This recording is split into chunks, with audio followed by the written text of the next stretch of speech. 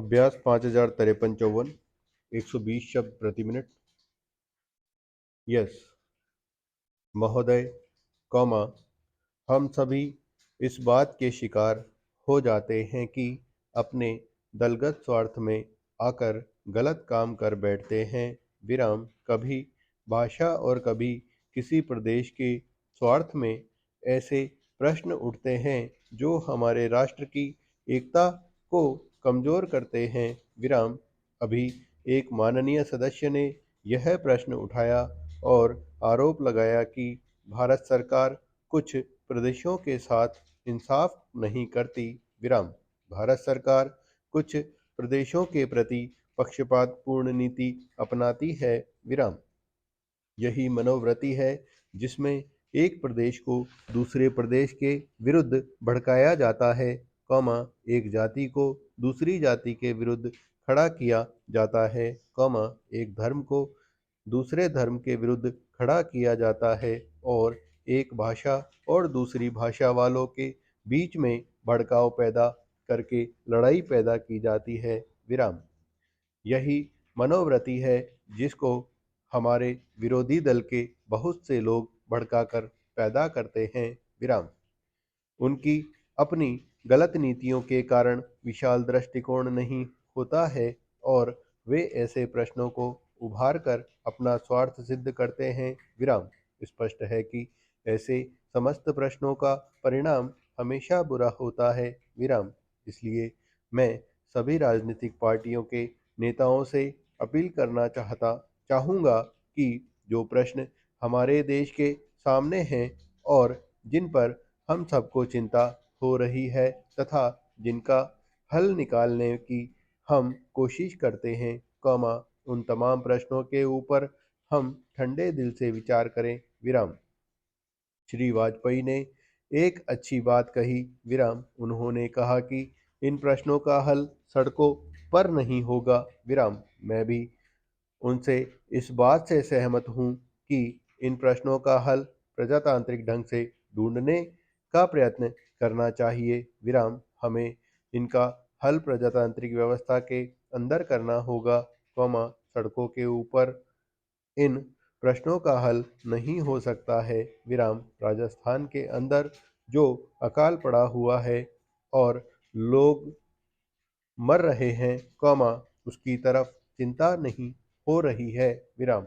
अब राजस्थान में जो संकट है और इस तरह के जो दूसरे प्रश्न हैं उन पर हम लोग एक साथ बैठकर गंभीरता से विचार करें और उनका हल तलाश करें। विराम। खाली इस तरह से आरोप लगाने से और उपदेश देने से काम नहीं चलेगा। विराम। इस देश के अंदर बंगाल में बाढ़ से जनता पीड़ित हो रही थी और उसको अनाज, कौमा, कपड़ा और जीवन की रोजमर्रा की आवश्यक सामग्री भेजने की कोशिश हो रही थी। विराम। महोदय, कौमा, उस जमाने में रेलवे कर्मचारियों को भड़का करके हड़ताल करना और फलस्वरूप एक ऐसी व्यवस्था पैदा करना जिसके कारण बंगाल के पीड़ित लोगों की सहायता न की जा सकी, कौमा, उचित कार्य था, प्रश्नवाचक। लेकिन यह कार्य मेरे घर के भाइयों ने किया था। मेरा कहना है कि केवल उपदेश से काम नहीं चलता है। विराम।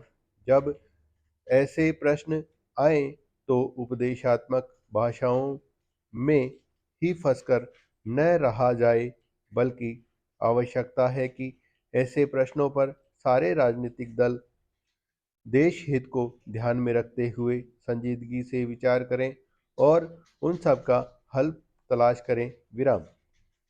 आज श्री वाजपेयी ने प्रधानमंत्री पर कुछ आक्षेप किए। विराम। वे बड़े गुस्से में थे और इतने क्रोध में थे कि उन्होंने अपने मस्तिष्क का संतुलन खो दिया था। विराम। उन्होंने आरोप लगाया कि सरकारी कर्मचारियों के प्रयास से बड़ी बड़ी सभाएं की गई। विराम। मैं वाजपेयी जी का गुस्सा और उनका असंतुलित होना समझ सकता हूँ। विराम। उन्होंने यह भी कहा कि प्रधानमंत्री जी ने इन चुनावों के बीच अपने भाषणों में जनमानस को ऊपर उठाने की कोशिश नहीं की, मूलभूत प्रश्नों को देश के सामने रखने की कोशिश नहीं की और आज जो राष्ट्रीय दिक्कतें और परेशानियां हैं उन पर जनता को शिक्षित करने की कोशिश नहीं की। विराम। प्रधानमंत्री ने अपने चुनाव भाषणों में देश के अंदर जो शक्तियां राष्ट्रीय एकता को भंग कर रही हैं, धर्म के नाम पर, जाति के नाम पर, भाषा के नाम पर या क्षेत्रीयता के नाम पर संकीर्णता की भावना पैदा कर रही हैं, जनता को उनसे सजग किया। विराम। प्रधानमंत्री जी ने इस बात को अनुभव किया था कि उत्तर प्रदेश, बिहार और उत्तर भारत के समस्त हिंदी बोलने वाले इलाकों में जनसंघ संकीर्णता की भावना का प्रचार कर रहा है। विराम। जिस प्रकार से जनसंघ सांप्रदायिकता की भावना को बढ़ावा दे रहा है, राष्ट्रीय शक्तियां को तोड़ने की नीति चला रहा है, उससे हमारे राष्ट्रीय मूल, राष्ट्रीय नीतियां और राष्ट्रीय एकता खतरे में है। विराम।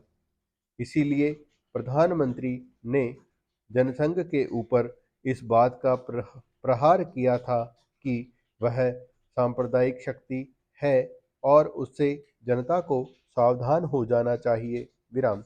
आज जो वाजपेयी जी का गुस्सा है, उसको हम समझ सकते हैं। विराम। उन्होंने एक सपना देखा था, एक सुनहरा सपना, उत्तर प्रदेश में अपनी सरकार बनाने का, बिहार में अपनी पार्टी को बहुमत प्रदान कराने का। विराम।